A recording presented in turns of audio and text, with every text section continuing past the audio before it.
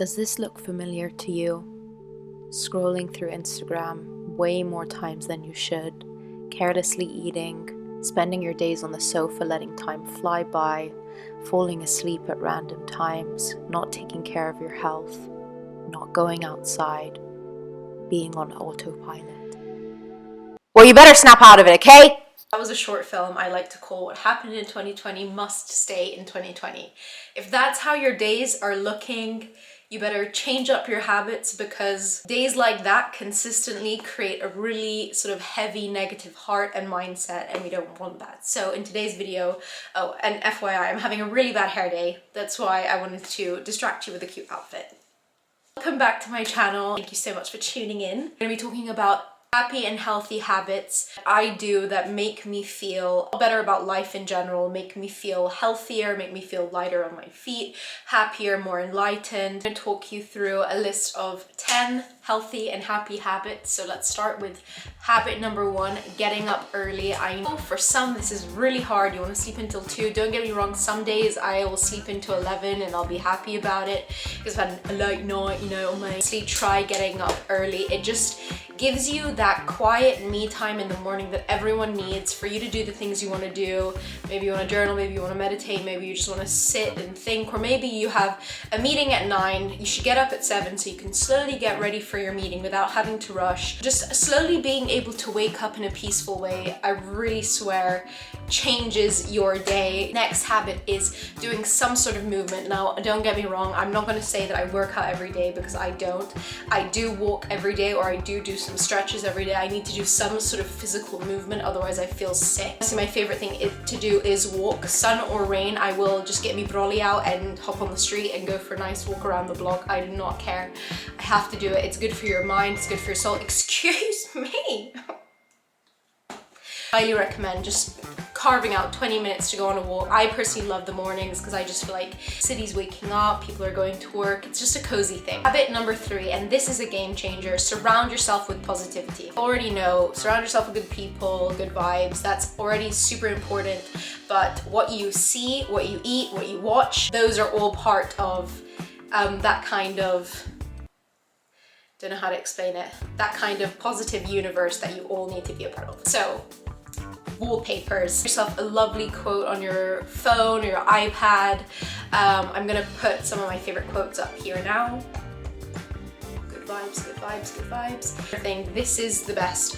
It is the Instagram diet. Unfollow all the people that do not serve you any goodness. If there's people that you can't unfollow because of a bit of beef, mute their stories, mute their posts. Don't need to see any of it. Just no point. If it doesn't make you feel good, don't do it. And you have the absolute right to literally detox everything that you want to see. So only be following accounts that inspire you, that make you happy, people that you love, people that are positive. Watch good things. Watch good things. A big thing is don't watch horrific stuff before bed. I'm all about horror films. I love documentaries. I love crime, but I cannot watch it before bed because all of that subconsciously plays in your head and you take it to sleep, and it's just not good for you. For a period of time, all these things that you're just mentally digesting, physically digesting, it is gonna eat you, so don't do it. Surround yourself with positivity in all ways of life, not just physically, but mentally. Okay, is that fine? Whatever, you guys have seen me in all kinds of ways. Fourth one, and this is something I learned from one of my favorite YouTubers, Claudia Saluski. I love her videos. She's just like what I aspire to be. She's such a good YouTuber. But she spoke about this thing that she does that is 20-minute timers. So whenever you need to just get something done, set yourself 20 minutes to do it. This is especially effective when it comes to cleaning, because you know, you clean and then you go on your phone and then you kind of procrastinate around it, and then something that could take you 20 minutes literally takes you an hour and a half. So set that 20 minutes. It's not a long time. Everyone can carve out 20 minutes in their day to just get something done. Honestly, it's so effective, and half the time I'm literally finished around 15-80 minutes because it's just pure focus. Okay, this next 20 minutes I'm focusing and I'm getting it done. Such a great habit and such a great tip. Next one is podcasts. I cannot preach how much I love podcasts. It is such a great way of attaining knowledge without even needing to try. When you're cleaning, when you're walking, when you're doing anything, just put a good, interesting podcast on. There's podcasts on history, music, there's funny ones, there's reality ones, there's talk shows, there's every single thing you could possibly think of. Some of my favorites are Oprah's SuperSoul Sunday sessions, I think they're called. I love Tony Robbins. I love Private Parts, Jamie Lang and Francis Bull. I find that they're just so funny. I obviously love Call Her Daddy, duh. Honestly, I love them all. Emma Chamberlain's. I listen to them all and they're all great. Link my favorite ones down below. This kind of leads me on to my next habit, which is learn something new each week. I feel like a lot of the times for me personally in the past, I've kind of settled with what I know and just kind of have that sort of arrogant mentality of like, well, that's just what I know what I know, and I don't have this sort of need to reach out and learn more things. But each week recently, for the last 2 months, I've been setting a mental note and goal to just research something I had no clue about, because it's nice to have an opinion. I hate those times that I'm at a dinner table and they're all speaking about something and I just like, I have no clue and nothing to say. That especially happens to me in politics. So I've been reading about politics, trying to understand, because I'm like hopeless. I've never been interested in it. But again, it is nice to have an opinion and I want to have an opinion. So I urge everyone, just like look up something random on the internet, just read about it, watch YouTube videos about it. Honestly, just opening yourself up, it makes you a way more open-eyed person, more cultural in every single way. So that's just a really nice habit that I've grown to super duper love, and it's really effective. Habit are my boobs showing? Having some malfunctions going on. Oh, fucking hell. Okay, covered up and good, ready to go.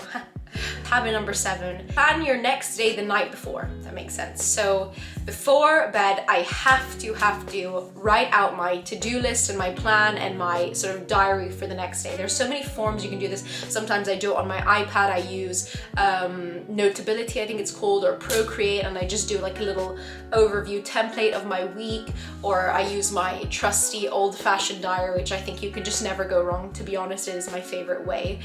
Just on paper, and I write out, you know, everything I need to do the next day, so that I'm not in bed thinking, oh crap, I have to do this, I have to do that, and then I have to do that, and then you're about to fall asleep and you're like, oh, I have to do that too. It's not nice. You're just getting in your own way. Just write it out. So much easier, so much better, makes you feel more organized and calm.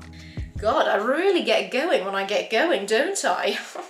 Habit number 8, and I love this, and this is something called downtime on your phone. So you can go into your screen time, you can put downtime. I have mine off from 9 till 10. So certain apps that I don't want to get bothered by, turn it off so it doesn't bother me, because the last thing you want to do is be scrolling, getting pinging notifications when you're trying to get into your Zen peace time. Habit number 10, and this is, I think, the holy grail habit. I have a nice sort of routine of saving the best ones to last. To anyone who's lasted this long watching this video, thank you, I appreciate it. Here's the reward with habit number 10. Every night before you go to bed, you should just say to yourself 3 things you're really grateful for that happened that day. Some days it's really hard, some days you had a shit day, you're negative, you feel bad, but there is gold in everything. I promise you, you need to look for it. So some days I'm like there for 20 minutes thinking about every part of my day, to pick out the parts that I'm so grateful for, or there's days I've had the best day ever and I'm like boom, boom, boom. But honestly, going to sleep with that sort of gratitude feeling, saying thank you, I'm just so grateful, you know, thank you to God, thank you to the universe, whatever you believe. Just have that feeling of gratitude in your heart. It's so powerful, and you will go to sleep with all that gratitude in your subconscious, which will attract better, more positive things. And it's just an overall great thing to do. You're welcome. And that wraps it up for the habits that make me feel healthy and happy and keep me feeling healthy and happy. Hope that this has helped any of you guys. I urge you to try at least one, or maybe you're already doing them already, which is amazing, but thank you for watching this video anyways, even if you didn't need it. I appreciate that a lot. Please like, please comment, subscribe, let me know what videos you want me to make, let me know if you enjoy these kinds of videos. Thank you so much for watching. Stay happy, stay healthy, keep the vibes good, keep learning. I'm gonna shut up now and go wash my hair because it's really greasy. See you guys in my next video.